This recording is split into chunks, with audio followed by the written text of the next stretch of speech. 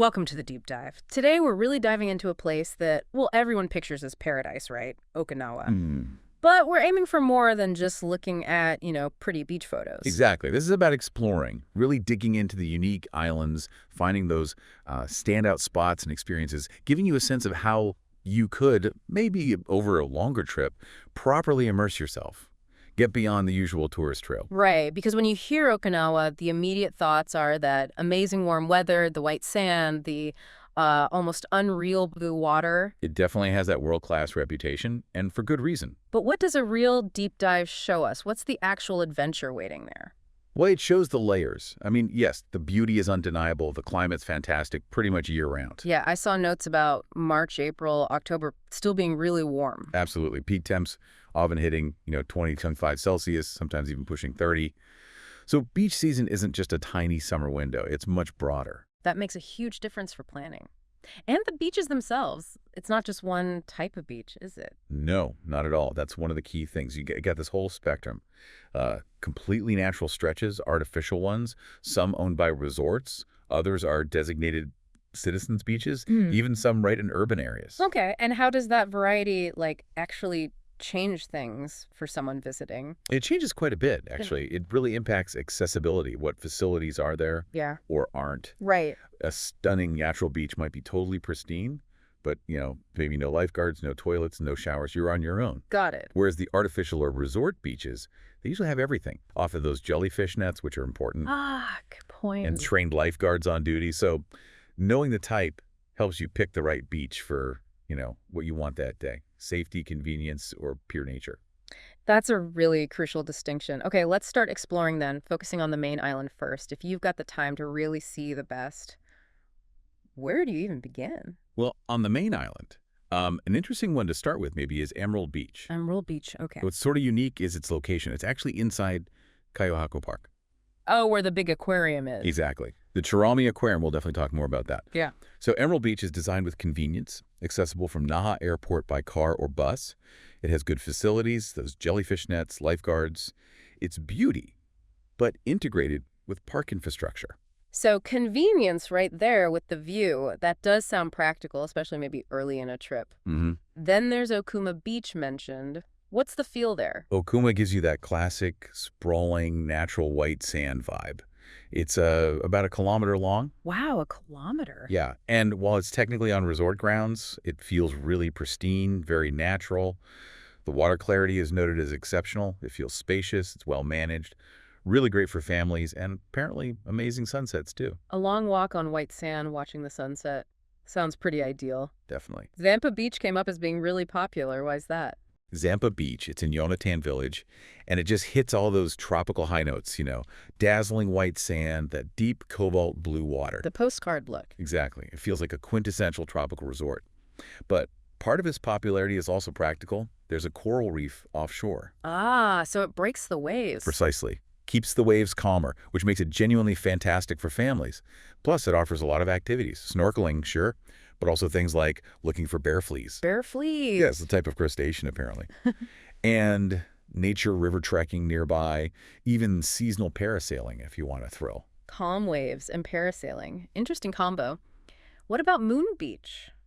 The name suggests its shape. It does, yeah. It's named for this lovely crescent moon shape. It's attached to Hotel Moon Beach. Yeah. And they've really leaned into the tropical feel. Natural white sand, loads of palm trees, like 350 of them mentioned. Oh. But the really unique thing there, they offer experiences like a picnic tour to an uninhabited island just offshore. Wait, a private island picnic? Kind of. Imagine getting whisked away, snorkeling in super clear water, then having a barbecue set up for you, relaxing in a hammock. Yeah. Your own little slice of paradise for the afternoon. Okay, that's definitely next level beaching. I hadn't pictured that. It's pretty special. Azama Sand Beach, another one described as popular with locals and tourists? Yeah, Azama Sand, it's near Azama Port down in Anjo City. It's got the classic clear water, white sand appeal, definitely. But I think its big draw is that it's a major hub for marine sports. The action spot. Totally. If you want banana boats, half pipes on the water, something called a Big Mabel, this is where you go. And it's easy to get to from Naha, so it's a quick trip for some adrenaline. Half pipes on water. Sounds intense. Okay, switching gears slightly. Safety was mentioned. Sunset Beach in Chatan is highlighted. Yes, Sunset Beach often comes up as one of the safest options, especially recommended for families. Why is that? The water tends to be really calm, gentle waves, and it stays shallow quite far out. Plus, you often have lifeguards on duty during the main season. And, I mean, the name says it all. It's a prime spot for watching the sunset. Safety first, gorgeous view second. Can't argue with that logic. Nirai Beach also sounded beautiful. Nirai is a stunner. It's a natural beach, technically on the grounds of the Hotel Nikko Alla Villa in Yomitan, but they welcome everyone. Oh, that's good. Yeah, and it's really praised for keeping its natural beauty intact. To give these vibrant emerald green waters, healthy coral reefs, pretty close to shore. It's often called one of the clearest beaches on the main island. Really? Water's generally shallow, but one thing to note is it really recedes at low tide. Changes the landscape quite a bit. They offer diving, jet skiing, sea kayaking, lots to do. And yeah, free access for non-guests is a big plus. Free access to water that clear sounds amazing. Sissoko Beach, spectacular white sand there, too. Oh, yeah. Sissoko Beach is on Sissoko Island, but it's connected by a bridge. So easy to reach. And it's famous for just incredibly clear, almost transparent water. That beautiful contrast between the bright white sand and the emerald green sea. Nice. And that clarity makes the marine activities fantastic. Banana boat snorkeling is apparently really popular there. Banana boat snorkeling. How does that work? I guess they tow you out on the banana boat to a good spot, then you hop off and snorkel. It's a fun way to get out to see the tropical scenery without needing, full scuba gear or being a strong swimmer, perhaps. Huh, that sounds like chaotic fun. What about Upama Beach? Longest stretch, you said? Yeah, Upama is one of Okinawa's longest continuous beaches. It's just fast. Yeah. White sand, clear water, very natural landscape feeling. Good for long walks, then. Definitely. And the water's quite shallow near the shore, making it good for little kids. Yeah. It's the kind of place where finding some shade under a tree and just relaxing, taking in the sheer scale of it is the main activity. Sounds peaceful. Now, Mission Beach was described as a rare natural beach on the main island. What makes it rare? Mission Beach is, bit of a find. It seems there aren't many truly undeveloped natural beaches left easily accessible on the main island. Right. It's got crystal clear water, lovely clean sand, and it's sort of framed by a small forest. Oh, cozy feeling. Exactly. It gives it this secluded, quiet atmosphere. Definitely different from the buzz of the bigger resort beaches. Yeah. More like a hidden gem feel. A hidden escape sounds perfect sometimes. We also saw Tiger Beach and Akebi Beach mentioned. Right. Tiger Beach is another natural spot in Ona Village. Classic Okinawan beauty, white sand, clear blue water. It has some nice natural shade from rocks and trees along one side, which can be welcome. Akebi Beach, though, that one sounds really special.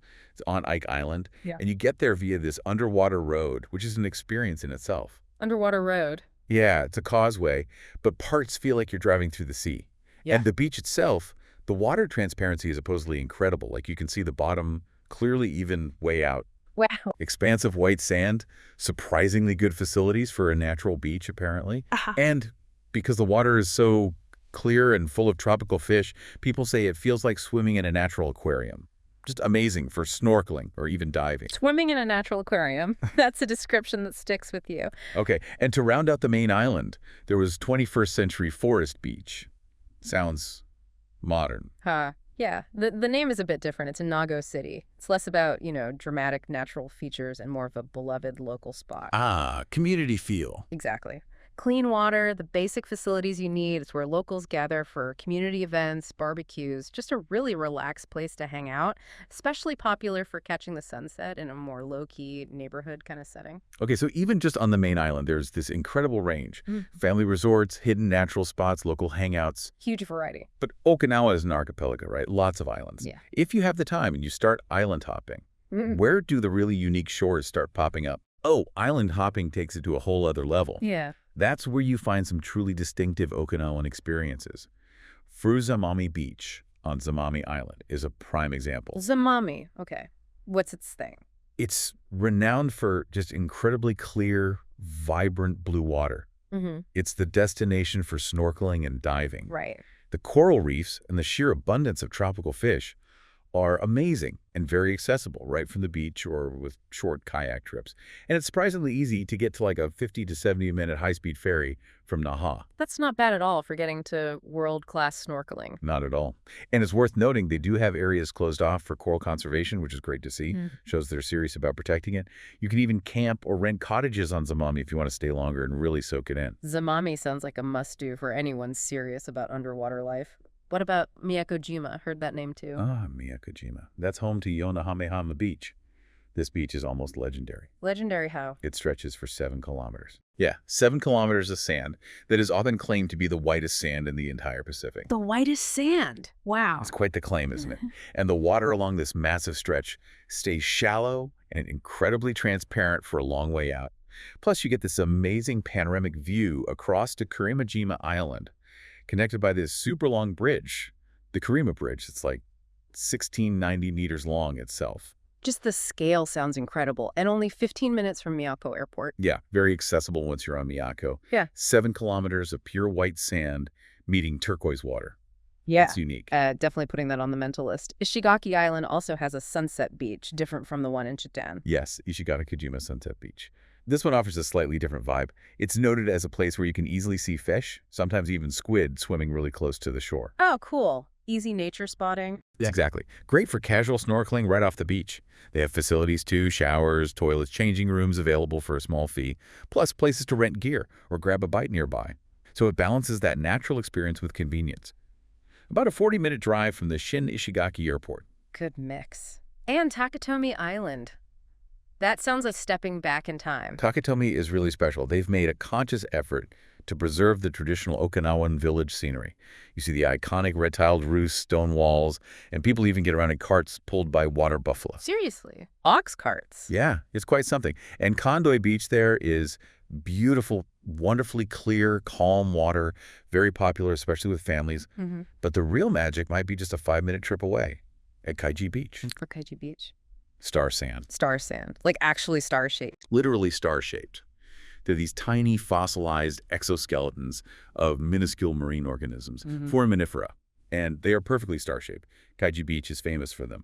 You won't find huge drifts of it, but people spend ages sifting through the sand to find these tiny treasures. That is unbelievably cool, searching for star sand after a swim. It's a totally unique Dekenomi experience. The island itself is tiny. You reach it by a short ferry from Ishigaki, maybe 10-20 minutes, and then you can explore easily on foot or, more fun, by rental bicycle. Renting a bike, seeing ox carts, finding star sand. Takanomi sounds amazing. Yeah. Okay, last island beach on this list, Hateruma Island, Japan's southernmost inhabited island. It's the one. Hateruma is definitely more remote. You need about an hour-long high-speed ferry from Ishigaki to get there. It takes effort. So is it worth the trip? Apparently, yes. Yeah. Especially for Nishiyama Beach. It's famous for something called Hateruma Blue. Hateruma blue, a specific color. Exactly. A unique, incredibly vivid shade of blue water that's specific to this location. People rave about it. But Hateruma isn't just the daytime blue, because it's so remote, far from city lights. Ah, the night sky. Incredible. It's known for amazing sunsets, often very crimson, followed by just a perfect, brilliant, starry sky. The recommendation is definitely to try and spend at least one night there to experience the stars after seeing that unique blue water. Wow. Hateruma blue by day, perfect stars by night. That sounds like pure, remote, natural beauty. Pretty much sums it up. Okay, so the beaches are clearly spectacular, ranging from convenient to utterly unique and remote. But a real deep dive, like you said, goes beyond the sand. What else is essential for really getting Okinawa? Absolutely. To really understand the place, you have to blend that beach time with its very distinct culture and its other natural wonders. Like what, for example? Well, Okinawa World is a fascinating place to start. It's sort of a cultural theme park, yes, but it includes the Gyakusendo Cave. Not just any cave. It's one of Japan's largest limestone caves. Incredibly beautiful formations, stalactites, stalagmites, really visually stunning. And Okinawa World also hosts traditional Izodrum performances and showcases traditional crafts, giving you a real taste of the historical Ryukyu Kingdom culture. Okay, caves and culture. And speaking of history, Shuri Castle. Shuri Castle in Naha is essential. It's a UNESCO World Heritage Site, the center of the Ryukyu Kingdom for centuries before Okinawa became part of Japan. Visiting gives you a powerful sense of that unique history and architecture.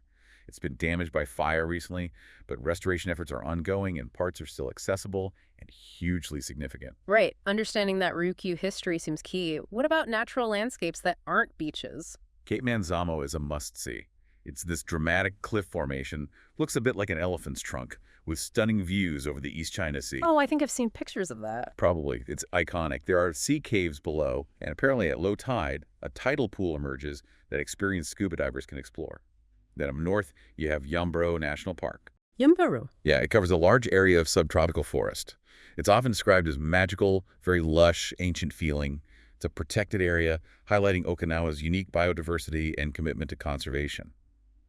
A totally different feel from the coast. Dramatic cliffs, ancient forests. Yeah. Definitely adds depth beyond the sand. Hmm.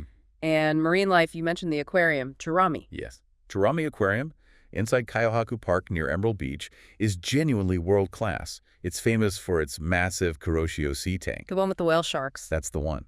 Seeing whale sharks, the largest fish in the sea, and giant manta rays swimming gracefully in this enormous tank. It's awe-inspiring. They also have incredible exhibits on coral reef conservation, deep-sea creatures. It's fantastic, and honestly, a lifesaver if you happen to get a rainy day. Good rainy day plan. Any other big marine encounters? Definitely whale watching, if you time it right. Between about January and March, humpback whales migrate down from the waters off Alaska. Wow, all the way from Alaska. Yeah, they come to the warmer Okinawan waters to breed and calve. Whale watching tours are readily available, mostly departing from Naha or nearby ports on the main island. Seeing humpbacks breaching is pretty unforgettable. Whale sharks inside, humpbacks outside. Okinawa seems amazing for marine megafauna. It really is. And we touched on other islands having unique things beyond their beaches, too. Right, absolutely. Curry Island, for instance, people go for the beaches, sure, but the drive there over the Curry Bridge is part of the experience. That those panoramic ocean views are incredible. And it has Tinu Beach with the famous heart rock formations, two rocks eroded by the sea to look like hearts. The Instagram spot. Probably gets a few tags, yeah. Then you have Iriomote Island, totally different vibe. It's mostly undeveloped subtropical jungle, mangrove rivers, waterfalls. It's a national park, much less touristy than Ishigaki or the main island. Great for kayaking, trekking, really getting into nature. More adventurous then. Definitely. Ishigaki isn't just Sunset Beach either. You can find local pottery studios, go kayaking or stand-up paddleboarding through mangrove forests, or even visit a dedicated stargazing farm to take advantage of those clear night skies. A stargazing farm. Cool. And Zamami, as we said, isn't just for Zamami Beach. It's great for camping, renting a cottage, just embracing that slower, marine-focused island life for a few days. Each island really does offer its own distinct flavor. It sounds like you could spend weeks just hopping between them, finding different adventures. Easily. What about the city experience? Shopping, local buzz? For that, you head to Kukusai Dory Street in Nassau. It's the main artery, about 2 kilometers long, just packed end in. Packed with what? Shops selling everything from tourist souvenirs to high-end crafts, tons of restaurants, little cafes, bars with live Okinawan music, markets selling local snacks. It's vibrant, energetic, maybe a little chaotic. People sometimes compare the bustling feel to places like Khao San Road in Bangkok, though maybe a bit more polished. To sensory overload in a good way, maybe. I think so. It's where you go to feel the pulse of Naha, grab souvenirs, try street food, and beyond Kokusai Dori, you can delve into specific crafts.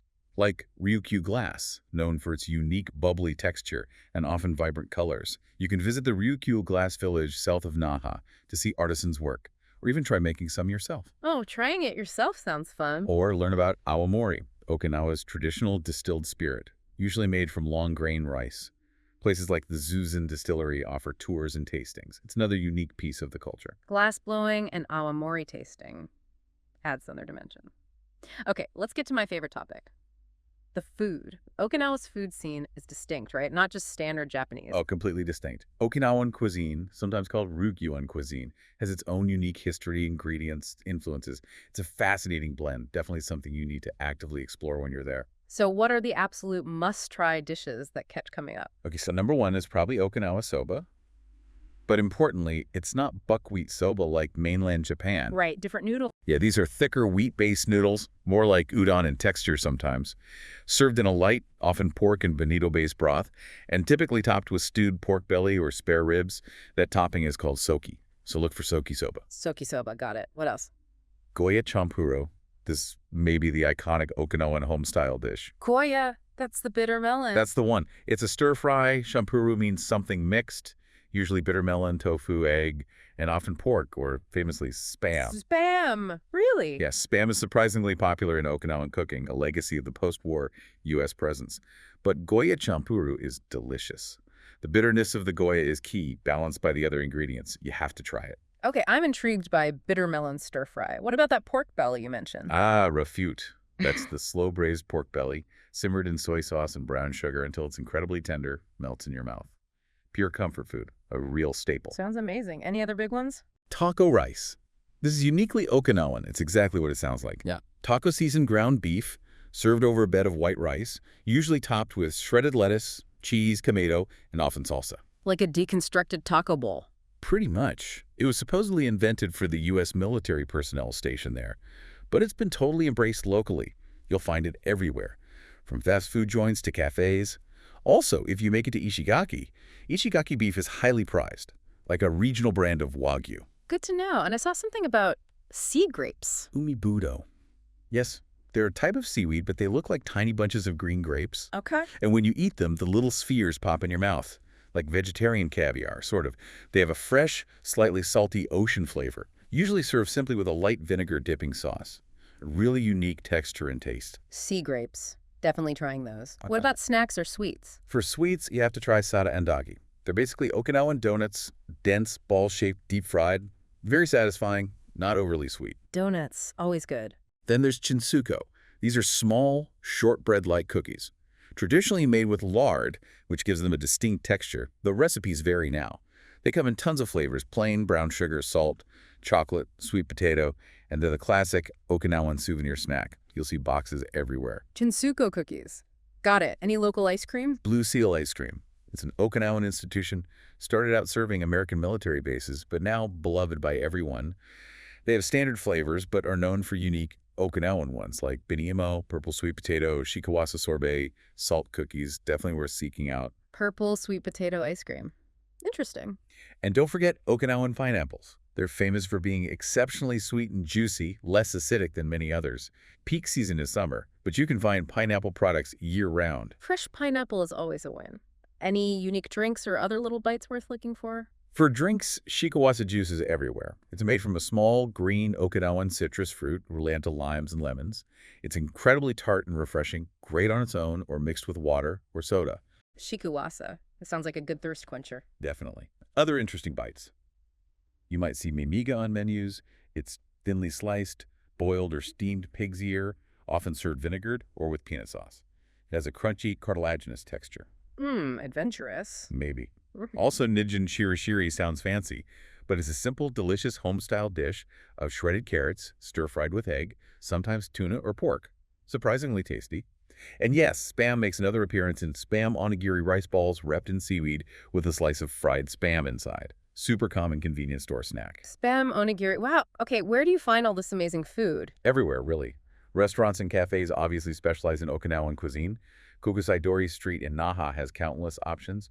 Local markets are great too, like the Onano Eki Nakayukui market up in Ona Village. Fantastic for fresh local produce, ready-made snacks, bentos, and sada andagi. Okay, that's a serious culinary adventure waiting to happen. It really is. The food is a huge part of the experience. All right, one last crucial area. We touched on safety with the jellyfish nets. What are the key things to keep in mind to stay safe while exploring Okinawa? Right. Overall, Okinawa is considered a very safe destination, low crime rates. But like anywhere, vigilance is key, especially concerning nature and the ocean. Sun protection first, I imagine. Absolutely non-negotiable. The subtropical sun is strong, even on cloudy days. High SPF sunscreen, reapply often, wear a hat, sunglasses, maybe even a rash guard when swimming or snorkeling for extended periods. Seek shade during the hottest parts of the day. Seriously, don't underestimate the sun. Got it. High SPF. What about beach safety specifically? Always pay attention to signs posted at beaches. Some beaches might look beautiful but have dangerous currents, sudden deep spots, or are known for hazardous marine life, so swimming might be prohibited. Look for signs. Okay, heed the warnings. And the jellyfish nets we mentioned. Choosing beaches that have them installed, especially during peak jellyfish season, often summer months, provides a significant layer of protection. Also, just be aware of your surroundings in the water. Check local warnings. or ask lifeguards if unsure about conditions or recent sightings of things like the habu jellyfish, box jellyfish, which can be dangerous. What if you do get stung? Having a small bottle of vinegar is often recommended as first aid for some types of jellyfish stings in Okinawa. It can help neutralize the stinging cells. Some places might sell specific anti-jellyfish sprays too. But the key is, apply first aid as possible, then seek proper medical attention promptly, especially if the sting is severe or you have an allergic reaction. Don't just try to tough it out. Vinegar and seek help. Okay, anything else in nature to be aware of? Snakes. There are habu snakes, which are venomous, mainly found in grassy or forested areas, sometimes near old stone walls. Snake bites are possible, but not common for tourists sticking to well-trodden paths. Basic precautions help. Watch where you step, especially in dense vegetation or rocky areas. Don't stick your hands into crevices. Wear proper footwear if hiking. Just common sense awareness. Makes sense. And generally, Standard travel advice applies. Be aware of your belongings, especially in crowded areas like Kukusaidori. And getting travel insurance that covers medical emergencies, including potential evacuation, is always a very smart investment for peace of mind, especially if you plan on doing adventurous activities or visiting more remote islands. right. Sunscreen, check signs, be jellyfish aware, watch your step, get insurance. Practical tips for enjoying everything safely. Exactly. Just being informed and prepared allows you to relax and enjoy the beauty. Well, this has been an absolutely incredible deep dive. Okinawa is so much more complex and varied than just, the standard beautiful beach image, though the beaches themselves sound absolutely breathtaking. They really are. But yes, it's the combination, the culture, the deep history, the unique and amazing food, the dramatic cliffs and forests, the vibrant city life. Yeah. It all comes together. It truly feels like a place with immense variety packed into those islands, whether you're drawn by the scientific curiosity of star-shaped sand Right. or that specific, almost unbelievable color of Hateruma blue water, or connecting with history at Shuri Castle, exploring the ancient Yambaru forest, or even just tackling a plate of Goya champuru. Oh, yeah, tackling it. Yeah. There are just countless facets to discover, layers upon layers across all the different islands. So thinking about this whole vast spectrum of experiences, from the energy of Naha's markets to the quiet solitude of a remote southern beach, the question really becomes, what part of this Okinawan adventure gets you most excited? What sparks your curiosity? And with a coastal canvas offering everything from easy access fun to hidden natural gems, plus all those unique islands beckoning, perhaps the real deep dive truly starts when you ask yourself, which beach, which island, which experience will you choose to dip your toes into first on your own Okinawan exploration?